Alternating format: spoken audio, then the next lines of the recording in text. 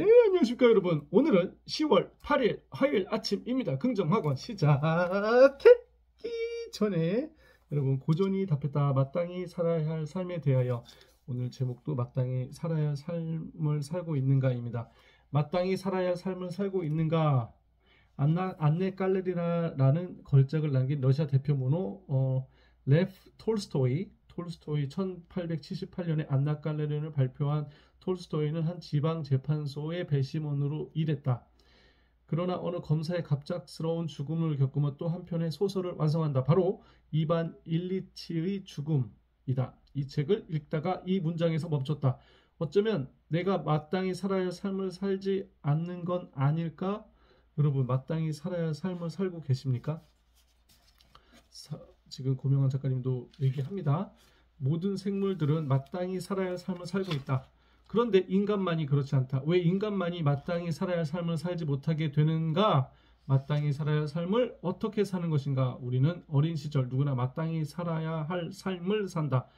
내가 어떻게 할 수 없는 시간이다. 서울에서 태어나고 싶다고 해서 서울에서 태어날 수는 없다. 난 경상북도 상주에서 태어났다. 생각해보면 중학교 졸업 때까지 자유의지가 없었다. 고등학교가 되어서야 처음 자유의지를 실행했다. 엄마와 선생님이 반대하는 연극영화학과에 입학한 것이다. 오로지 나의 행복과 출세를 위해서 선택한 첫 번째 의지의 표현이었다. 대학교에 들어가서 정신이 없었다. 시골에서 올라온 나는 서울에서 올라온 친구들과 문화적 차이가 너무 컸다. 일단 사투리가 고쳐지지 않아 제대로 연기를 할 수 없었다. 어설픈 표준어 사용은 웃음을 자아냈고 주변 선후배와 교수님들도 웃기는 고명환이라고 평했다. 어느 순간 스스로 나를 웃기는 사람으로 못 박았다.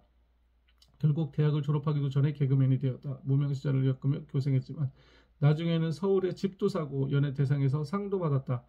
연극영화과를 졸업한 뒤 마땅히 살아야 할 삶을 잘 살고 있다고 생각했다. 여러분, 지금 우리가 끌려다니는 그 삶을 사는 게 마땅히 살아야 할 삶을 살고 있는 걸까요? 한번 오늘 마땅히 살아야 할 삶을 살고 있는지를 한번 체크해보는 오늘 시간 되시기를 바랍니다. 여러분, 2반 1리치의 진짜 즐거움은 중요한 사회적 지위에 있는 신사숙녀를 초대하여 함께 시간을 보내는 작은 만찬을 여는 것이다. 2반 1리치의 죽음에 인용된 거고요. 2반 1리치는 소설에 나오는 등장인물이죠. 성공한 정부 관료였던 아버지 밑에서 자랐고 아버지처럼 그도 안정적인 삶을 살았다. 보좌관을 거쳐 판사가 되었고 능력도 좋아 사람들에게 인정을 받았다. 결혼도 했고 행복한 생활을 이어갔다. 2반 1리치의 삶은 그대로 마땅히 살아야 그래야 한다고 생각한 대로 계속 흘러갔다. 유쾌하고 품위 있게.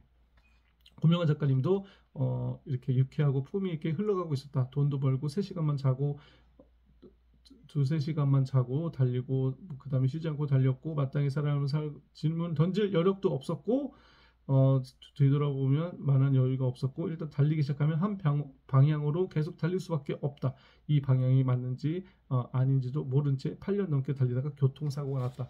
여러분, 고명환 작가님 교통사고 난 얘기를 이 다음에 하는데 지금 그 전까지 지금 우리가 사는 현재 내가 살고 있는 삶도 마땅히 살아야 할 삶을 살고 있는 건지, 회사에서는 사실은 직장 생활하는 거는 회사의 시스템에 하나의 구성원으로 그 시스템에 맞게 그냥 이끌려가는 거죠. 하라는 대로 하는 거고 내가 자발적으로 하는 것도 있겠지만 그 자발적인 것도 제약이 좀 있죠.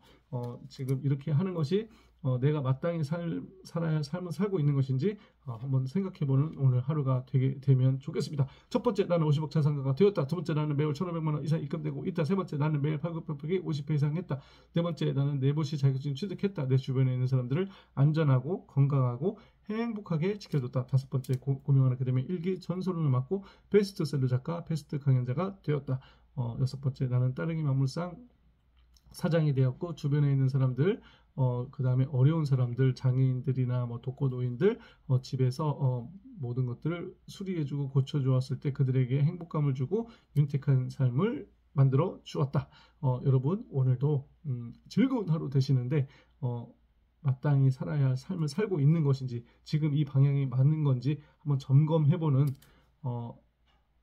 중요한 날이 되시기를 바랍니다. 그러면 오늘도 즐거운 하루 되세요. 안녕히 계세요.